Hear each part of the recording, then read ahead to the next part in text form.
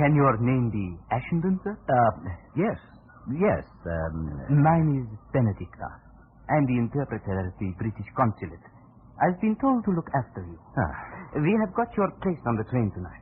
That's, splendid. I suppose we'll be going ashore in a minute. My luggage... I shall take care of everything, Mr. Ashenden, if you will do me the honor of allowing me... Yes. Well, that really is splendid. Thank you. I came aboard with the pilot. Oh, yes? Yes, it was a good journey for you, Mr. Ashenden. Here? It was a very long journey. New York to San Francisco, across the Pacific in a Japanese boat to Yokohama, and then from Tsuruki in a Russian boat. I was the only Englishman on board up the Sea of Japan. And now from Vladivostok you shall take the Trans-Siberian to Petrograd. You can truly say, Mr. Ashenden, that you have recently traveled. Perhaps we were to make our way. Things are happening. It's splendid. I have instructions to offer you everything.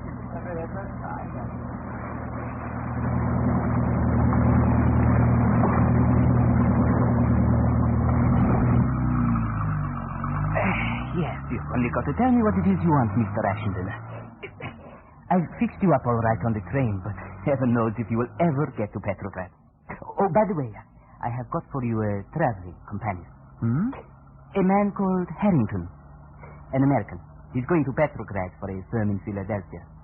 He's been trying to fix up some deal with the provisional government. What's he like? Oh, he's all right. I wanted him to come with the American consul to luncheon, but they've gone for an excursion in the country. Now, you must get to the station at least 2 hours before the train starts. Someone will pinch your seat, you see, if you aren't there on time. Really? Yes, most awfully. We will dine at the station restaurant, I think. It's probably the best bet altogether. Rather.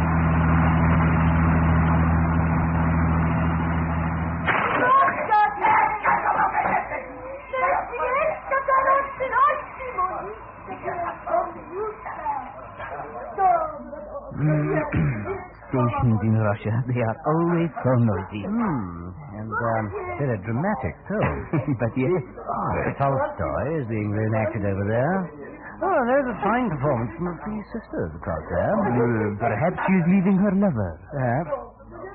I'd say the service is intolerably slow, isn't it? Unfortunately, it always is at the Russian railway station. Looking at some of the luggage these people have with them, you'd think they were moving their whole homes forever, so to speak. Some of them are. In Russia, people are always moving all of their homes. At the railway stations, because of the great delays, it seems as if whole families must sometimes camp for days. Horrible sort of light here, Mr. Yes. In Russia, everyone's faces seem, I don't know, warm and cold. White. Horrible.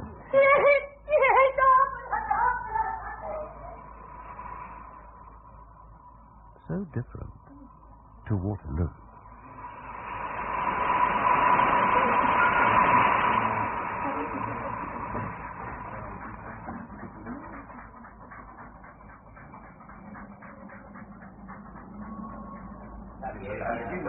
Yes.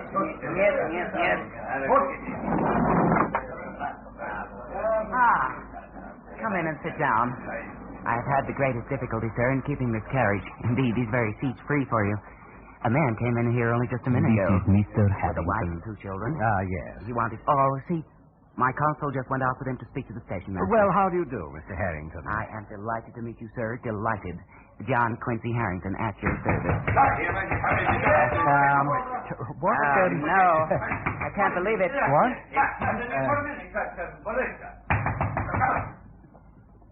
It seems this is the man who he wishes to gain some seats in this compartment. Now, look here. Look here. Just a minute, my good sirs. These seats have been booked by the consuls of the United States and Great Britain. I can't speak for the King of England, of course, but I can assure you that the President of the United States would never permit an American citizen... Across Siberia with Mr. Harrington. Somehow I don't think it's going to be particularly pleasurable. If the Russians want us to look upon them as civilized people, why don't they talk a civilized language? Tell him I am Mr. John Quincy Harrington, and I'm traveling on behalf of Mrs. Crew and Adams of Philadelphia, with a special letter of introduction to Mr. Kerensky. If I am not left in peaceful possession of this carriage, Mr. Crew will take them... I would like you to look upon it as the most important mission you've ever had, Ashenden. You'll have no one to give you orders, unlimited funds. You'll keep the bills of exchange in the belt provided next to your skin. Your task in Russia is difficult, and I have every confidence in your ability. 10 days on a Russian train isn't everyone's cup of tea, but it's life, Ashenden. Life experience. That is what matters in the making of a man. So, to your mission in Russia. By the way, it's rumored that in one or two places between Vladivostok and Petrograd, soldiers, completely out of hand, have blown up bits of the railway line, some of the bridges. And I wouldn't let that worry you unduly. Rumors, you know, in this day and age are largely unfounded. Wear warm clothes, though, won't you? Just in case you're turned out into the steppes to fend for yourself. In Petrograd, you'll meet Dr. Egon Oft, one of the leaders of the exiled Chests in Russia. He'll put you in touch with a certain Professor Z. He's most eager to free his country from Austrian rule. He realizes this can only come about by the downfall of the Central Powers. You are England's ambassador, Ashenden. Your most important, and perhaps your last mission. The war must end, and you'll be able to return to Switzerland and write those novels of yours. You must meet Professor Z, you must learn his views, and explain to him that you have the financial means to support any scheme that will prevent the Russians making a separate peaceful journey. The Russian government is suffering. The army is mutinous. People are starving. The situation is quite intolerable. Enjoy yourself, Ashenden.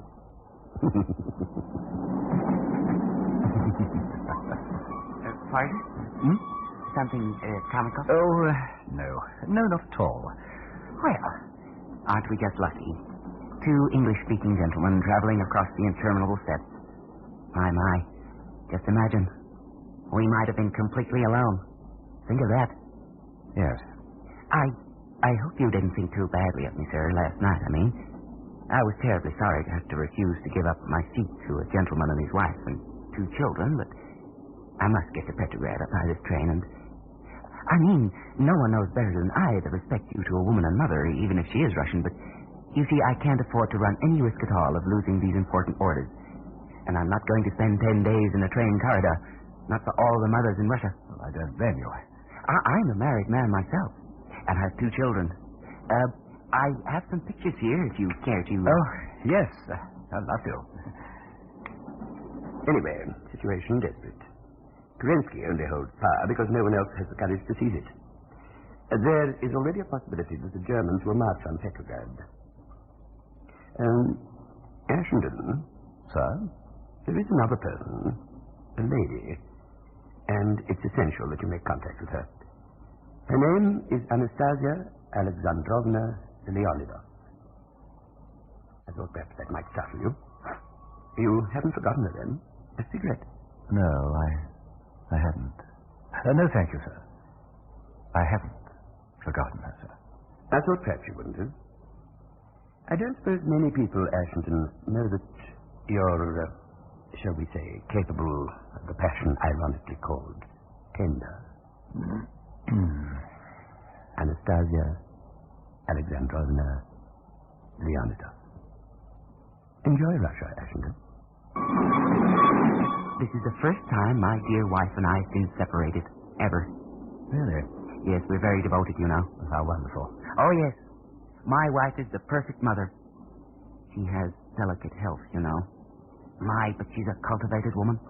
If ever there was a member of the true intelligentsia, it's my wife. She had an operation last year. I was terribly worried. I've had a couple of operations in my time. Tonsils and appendix. Now, my 2 sons, they're from school, by the way.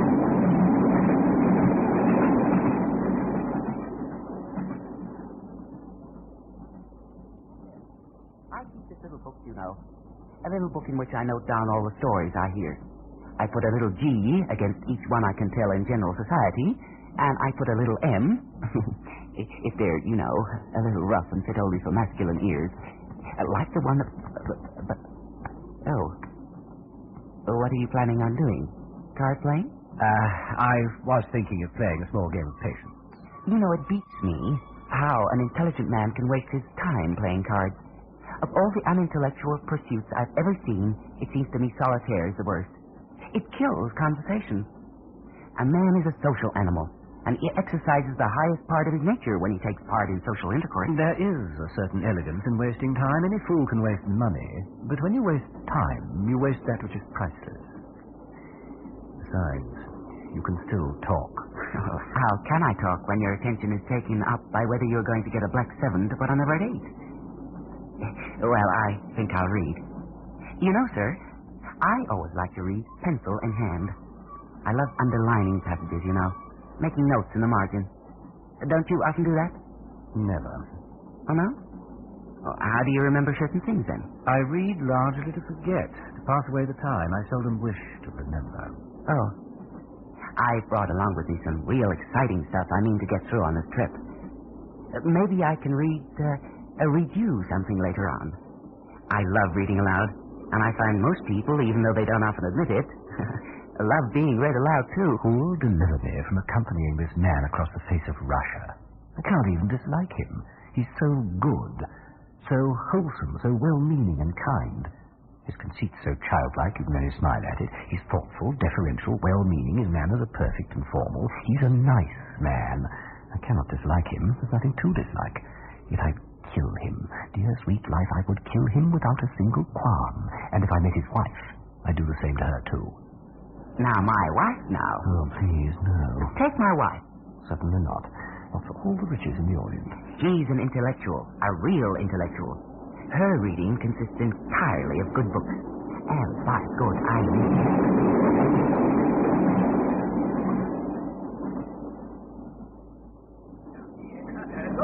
Good morning.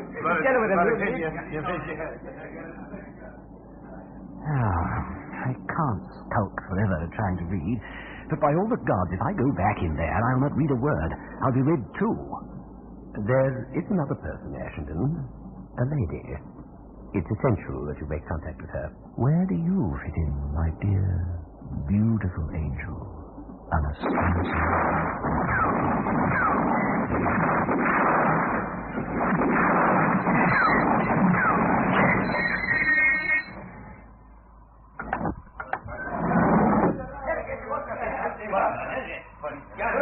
Atchison, I think it's advisable you don't go up there. I really do, sir.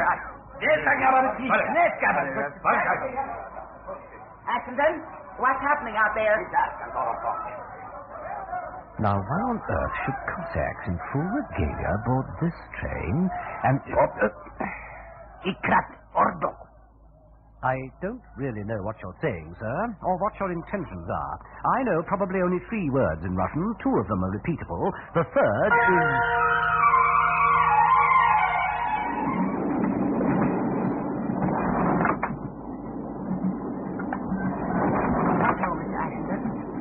Were those Cossacks that boarded the train? It's terribly primitive, isn't it? For goodness sake, sir, your collar's torn. There. Did something take place out there in the corridor? When we reached Petrograd, sir, We reached Petrograd, sir. Oh, but we must. I have business to do, and I have a personal letter of introduction. I did hear, Mr. Harrington, a gong. It sounded very much as if a meal was being served. Perhaps you'd like to go. Well, I don't know, Mr. Ashington. There's a distinct possibility, sir, that... Oh, no, nobody new got on at that last stop and would take our seats. Silly of me. Ashington? Oh, perfectly trustworthy. Perfectly. The most excellent fellow. Oh, yes, and of course there's Anastasia Alexandrovna Leonidov. They were lovers, you know. Anastasia is the daughter of a revolutionary who escaped from Siberia after being sentenced to penal servitude for life. When Anastasia reached a suitable age, she had, by the way, with her father, settled in London. When she reached a suitable age, she married Vladimir Semenovich Leonidov, also an exile from his native country, and it was after she'd been married to this man for a number of years that Ashington made her acquaintance. Although it pains me to say so, I find your husband quite unworthy of you, my dear Anastasia Alexandrovna. I must confess I need to agree with you. You're beautiful. And so are you. My dear Anastasia Alexandrovna. Would Vladimir Semenovich let himself be divorced, do you think? Vladimir adores me. It will break his heart. Oh, he's a nice fellow. I'd hate him to be unhappy. Still, I suppose he'll get over it. Oh, he will never get over it. That is the Russian spirit. When I leave him, I know that he will feel that he has lost everything that has made life worth living for him. I have never known anyone so wrapped up in a woman as he is in me. But of course, he wouldn't want to stand in the way of my happiness. He is far too great for that. He will see that when it is a question of my own self-development, I haven't the right to hesitate. Vladimir will give me my freedom without question. Oh, my dear, my life, my own. The trouble is, though... my angel of life, my divine... In England, it's foolish, I know, but the divorce laws belong to the Middle Ages. Vladimir would never expose me to the vulgar notoriety of the divorce court. When I tell him I've decided to marry you, he will commit suicide. Pardon? Vladimir will kill himself. I look at it like this, Mr. Atchison. Sir? Pardon? I must have been... Dreaming? A very dangerous preoccupation, sir. I was talking of money, sir. Oh, yes. I am quite content to work for a salary. I think of myself as adequately paid so long as I can educate my boys and leave my widow enough to live on. Apart from this, what are my needs? What are they, I repeat? Culture to me is more important than mere money. For instance, I find it very hard to deny the poor people who come onto the train and beg at each and every station we spend any time at all at. I feel I'm absolutely bound to distribute everything in my pockets. I do. And I take the opportunity of making sure that my pockets are full of change when I know we are to approach the station. Ye gods, the man's a saint. How does he keep himself so fresh and neat? And, oh, for heaven's sake, it's impossible on this train. I was rumpled within a day. Yet Mr. Harrington preserves this natty, fresh appearance, and is enough to drive a sober, sane man mad by the very sight of his black coat, striped trousers, and beautifully polished shoes. He still looks as spruce as if he'd just stepped out of his red brick Philadelphia house. How can he possibly return every morning smelling like that and looking like that? If they do blow up a bridge, and we're all turned out into the snow, the renegades will believe he's the President of the USA at least. I suppose if the truth were known, I must stink. Anastasia Alexandrovna would hardly recognize me now. Those early days were most beautiful. Yes, he will commit suicide. Obviously, it is the only thing he can do. But that would be terrible. I mean, it's a bit like Dostoevsky, really, isn't it? Oh, it would make us horribly unhappy, of course.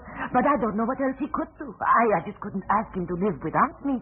He would be like a ship without a rudder or a car without a carburetor. Oh, I know Vladimir so well. He will commit suicide. How? He will blow his brains out. I remember Rosmersholm. I once saw Ibsen in the flesh drink a glass of Munich beer. Yes. Bang will go the pistol. Splatter will go Vladimir's brains. Dripping all down the walls. Oh. But, do you think we could ever pass another easy hour if we had that man's death on our consciences? I have a feeling he'd always be between us. Oh, we shall suffer. We shall suffer dreadfully. Oh, but life is like that. We must think of Vladimir. There is his happiness to consider also. He will prefer to commit suicide. Anastasia. But we must be absolutely sure we are doing the right thing. I should never forgive myself if I allowed Vladimir to commit suicide and then found I'd made a mistake. I think that we ought to make sure first that we really love one another. But don't you know? Oh, I know what it is we can do. We can go over to Paris for a week or two and see how we shall get on. To Paris? Well, yes, Surely you have no bourgeois prejudice. Of course not. I think it's a splendid idea. Why, the woman has her whole life on its own. It's impossible to know what a man's really like until you have lived with him. It's only fair to give her the opportunity to change her mind before it's too late. Yes, indeed. You are in agreement. Of course. We shall leave for Paris on Saturday. Yes.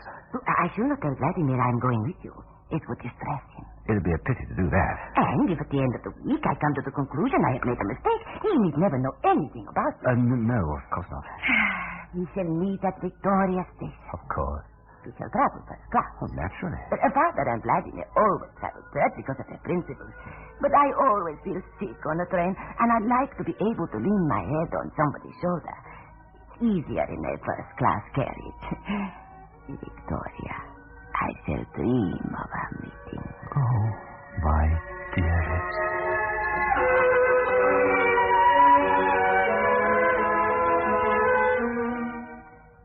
Then the big hotel. Then the places where the rich gather. I had in mind, my love, a beautiful little place on the left bank.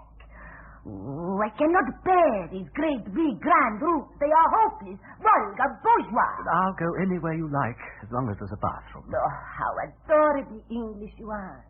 Can't you do without a bathroom for a week? Oh, my dear, you have so much to learn.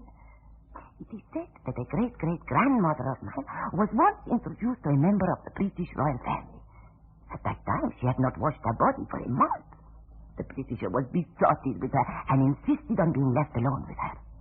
They procured a bedroom where there was a large log fire, and my great-great-grandmother was asked to divest herself of her clothes. The heir to the English throne is said to have remarked, "The scent from my great-grandmother's body was akin to roses." Really? My darling, do you enjoy breakfast as a meal? Breakfast? I adore breakfast.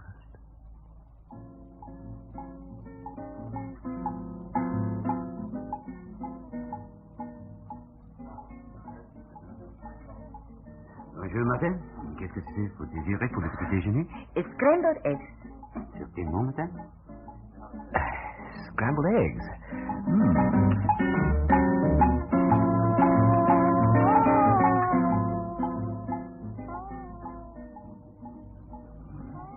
Madame? Good morning. Good morning, madame. Scrambled eggs, s'il vous plaît. Oui, madame. Monsieur? Scrambled eggs, please.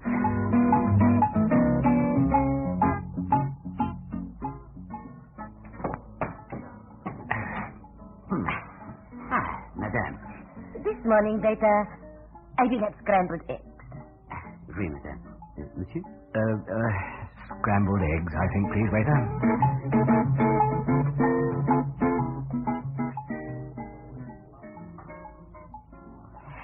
I enjoyed last night. Really? Oh, yes. Last night was beautiful. They stripped the English of their grey cities and dull weather, and wonder upon wonder. You are such a beautiful man, my darling, and such a good... The scrambled eggs, madame. Scrambled eggs, monsieur.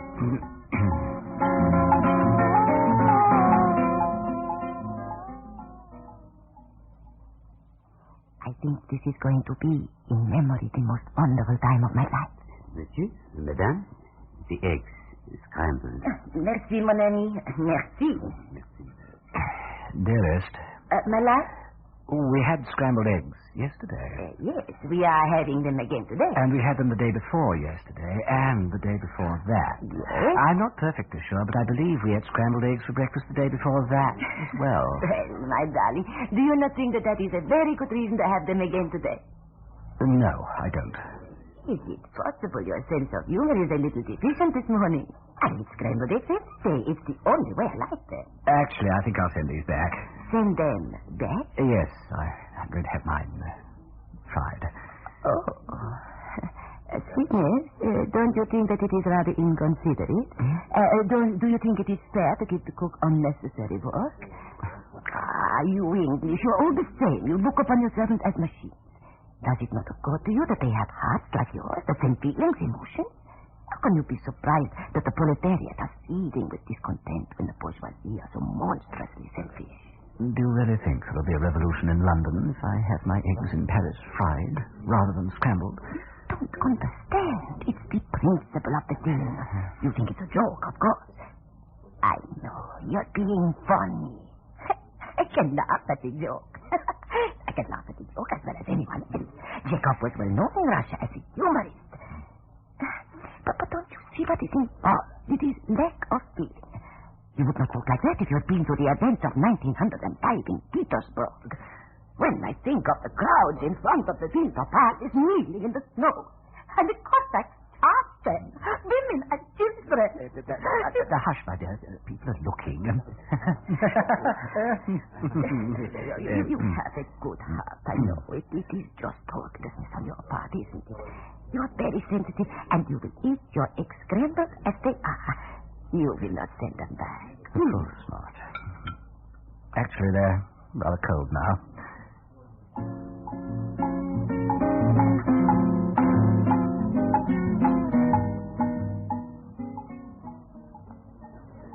Monsieur Henry's astray? Our very last day, my darling. Yes. I want to tell you something. We have had a wonderful time, haven't we? Wonderful. I have made up my mind. The experiment has justified itself. I'm willing to marry you whenever you like. My angel. The eggs are most beautiful this morning. Would you be so good as to telephone the Cunard agent, please, and get me one single berth on the first ship going to America? Thank you. Listen to this. Oh, my, you must listen to this. Now, tell me if you don't think this remarkably well put. It's only 3 lines. It's part of a very great speech by Edmund Burke. One of the finest orations in the English language. It's where Doesn't it seem to you a little ominous that the people to whom Edmund Burke made his speech are all dead? Oh, I say. That's a good one. I must write that down in my little book. Now, I must read you what Burke said. You'll love it. Afterward, I must quickly go and do my watch.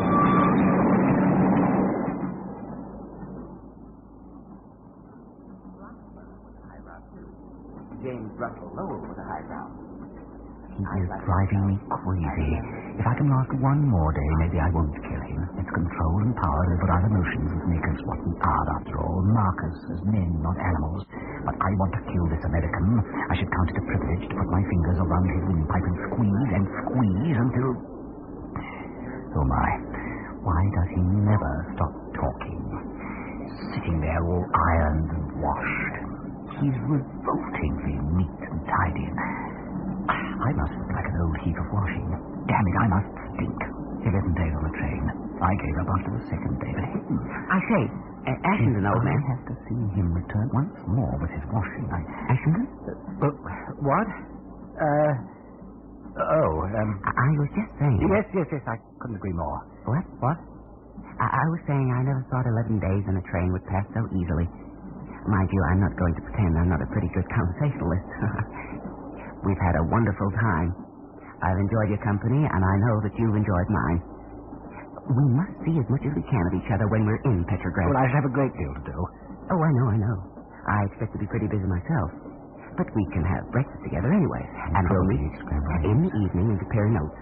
It would be really too bad if we drifted apart now. Yes, too bad.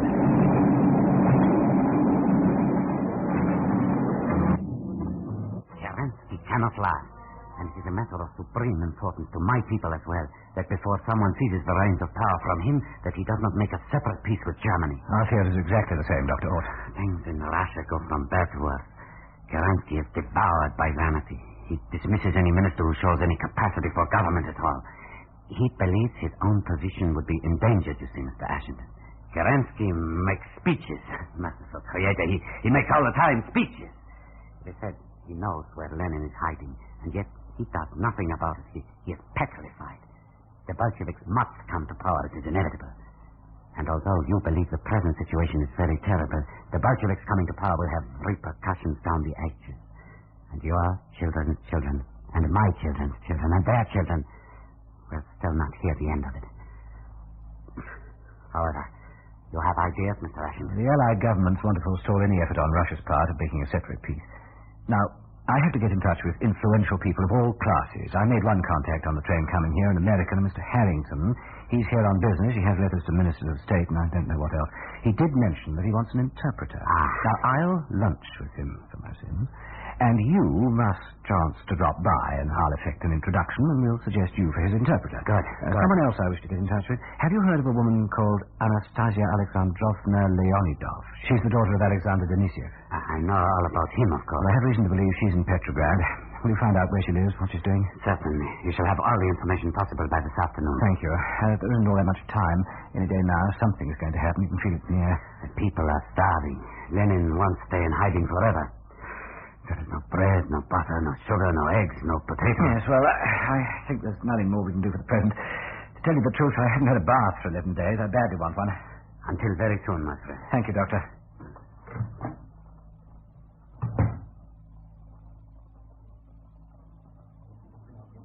No bread, no butter, no sugar. Good God, this is war. It looks very much like it. Well, I can't eat without bread. I'm going to get through with my business as quick as I can here, and then I'm going to make for home. I know Mrs. Harrington just wouldn't like me to go without bread and butter and sugar. I have a very delicate stomach. The firm would never have sent me here if they thought I wasn't going to have the best of everything. Atchison. What a pleasant surprise. Oh, good day to you, Doctor. Mr. Harrington, allow me to introduce a very good friend of mine, Dr. Egon Ott. I'm delighted to make your acquaintance, sir. Delighted. How do you do, Mr. Harrington? A message, sir. Oh, thank you. All the information we were able to glean on the lady. Forgive me, a little business, you know. Please sit down, Doctor. Join us for coffee, won't you? There isn't any coffee. Well, I will join you anyway, if I may. Well, Mr. Harrington, you are an American, of course. Now, tell me, how are you liking Russia in general and Petrograd in particular?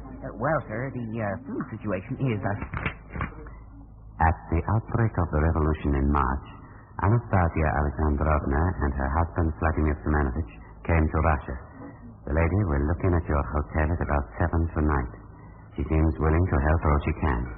She appears to be on intimate terms with the leaders of the various political parties. She is an extremely intelligent woman. She has a passion for intrigue and a desire for power. Be careful when you mention large sums of money. We feel that she might observe a Britisher with money and government influence as a possible stepping stone to power for herself in Russia. She is immensely patriotic, but like many patriots, she has an impression that her own aggrandizement tends to be good of her. Accident? Guess what? Pardon? The doctor here has agreed to act as interpreter for me in my business dealings. Oh, really? I'm awfully pleased about that, Harrington, old man.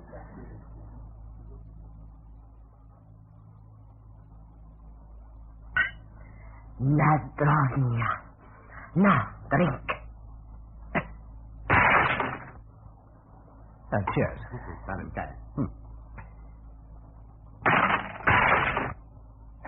Well, Mrs. Harrington would be appalled at such a waste of good glassware. However, when in Rome... Oh, I wonder what was wrong with mine, then. So, Anastasia Alexandrovna, what of your husband? He has been a disappointment to me. I never thought he was a clever man, but I thought he was an honest one. He is going to have a baby. Pardon? Oh, I am not a mother.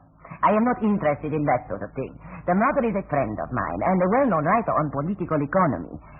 Are you interested in political economy, Mr. Harrington? Well, is there a possibility the Germans will make a dash for Petrograd? No, never. The Germans...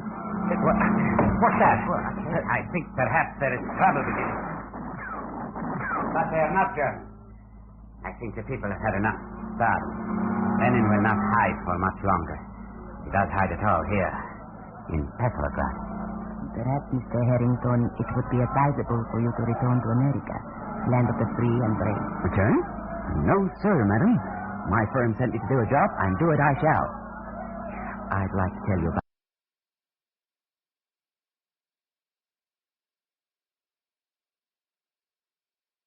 You must congratulate me. I got my signatures yesterday. My business is done. I can now go. Why? What's the matter? Well, haven't you heard either? Heard what? The Bolsheviks have overthrown the government. Kerensky's ministers are in prison. The Bolsheviks are out to kill. Your contracts are worth nothing. The ministers signed yesterday because they knew it did not matter what they did. Oh, my. Oh, my. The minister had a keen sense of humor, you've got to admit. He signed a $50 million contract yesterday, knowing there was every chance of his being stood against a wall and shot today. Harrington, you'd better take the first train that'll get you to Sweden. What about you? I shall go as soon as I get leave. I shall cable at once. There's nothing I can do now. The Bolsheviks have got ahead of us, and the people I was working with will have their work cut out to save their lives. Anastasia's name is on the Bolsheviks' list, Mr. Harrington. Jeepers. Then you better come with me, Delilah, to America. You can stay with us and... Oh, I can see Mrs. Harrington's face when you arrive in Philadelphia with a Russian refugee. No, I am a Russian. My place is here. I will not leave my country when my country needs me. That is bunk, Delilah. I know it is, Samson. To tell you the truth, I think we are all going to have a very bad time. Heaven knows what will happen. But whatever it is, I will not miss a minute of it.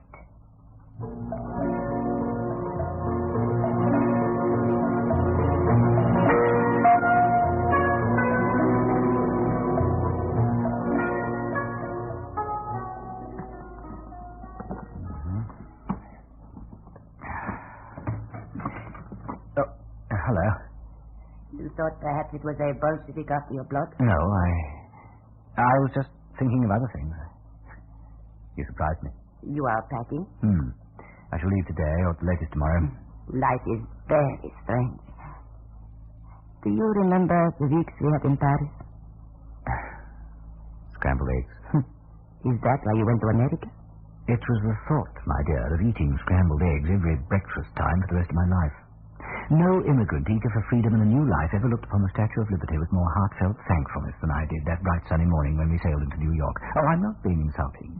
You know, and I know, that I did not love you, nor you me. I was in love with Tolstoy and Dostoevsky. Really? The service in this hotel is a scandal. I've been ringing the bell for 15 minutes. Nobody comes. But Mr. Harrington, there are no more servants left in this hotel. Quite a lot of movement from the military down there. Things are hurrying up. But I want my laundry. They promised to let me have it back last I'm night. afraid you won't get it now, Mr. Harrington. I'm not going to leave without my laundry. 4 shirts, 2 union suits, a pair of pajamas, and 2 collars. I wash my handkerchiefs and socks in my room. I want my laundry, and I'm not leaving without it. Don't be a fool. Get out of this country while the going's good. Anastasia. Pardon me, sir. I shall do nothing of the kind. I'll go and fetch myself. I've suffered enough at the hands of this country, and I'm not going to leave 4 perfectly good shirts to be worn by a lot of dirty Bolsheviks. No, sir. I do not leave Russia till I have my laundry. I'll go downstairs and see if anybody knows where the laundry is. Right inside the other side of the river. Are you not going to continue packing? Streets aren't too healthy today, it seems. No. Mr. Harrington! Huh? I know whether they do the laundry. If his clothes are not downstairs, we can go there. You're going to laundry out there? But Hello. There doesn't seem to be anybody anywhere. I shall take you to the laundry, Mr. Harrington. I know where it is. Oh, you will? Well, thank you, Delilah. I must have my laundry, you see. I should never rest in peace if I left it behind me. And Mrs. Harrington would never let me hear the last of it. Oh, come on, Dan.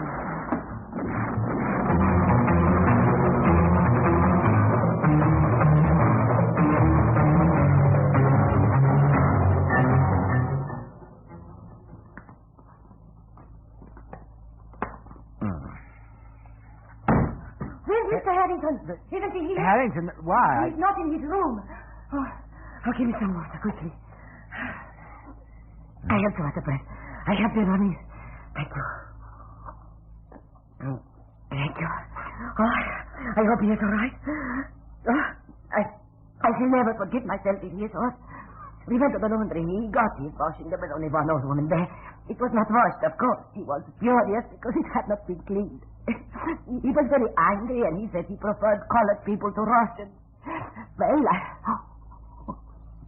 I led him here again by the back street, and then we saw a little crowd of people, and a man was addressing them, a very excited man. I forgot myself, my curiosity. I had to know what was going on. He didn't want to stop. Mr. Harrington didn't, but I persuaded him. I said he ought to go back to the hotel and back. I said I wanted to see the fun. I went up the street and he followed me. There were 200 or 300 people there, and a student was addressing them. Oh, so many people. I pushed my way into the crowd because, you see, I can't help it. I love it. Oh. And then there was a sound of shooting shots, and 2 armored cars came dashing down the street, and people ran everywhere.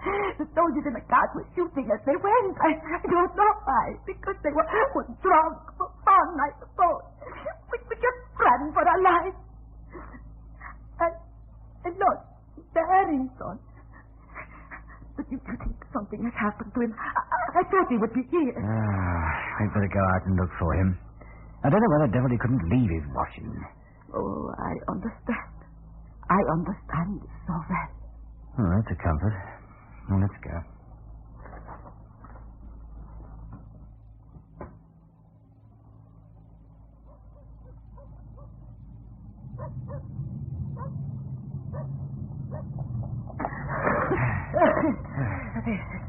there's that woman there. She's dead. Look. There's two more over there. Men. Must have just fallen when they're on the car. What? Come. It wasn't your fault. Oh, Mr. Harrington! Mr. Harrington!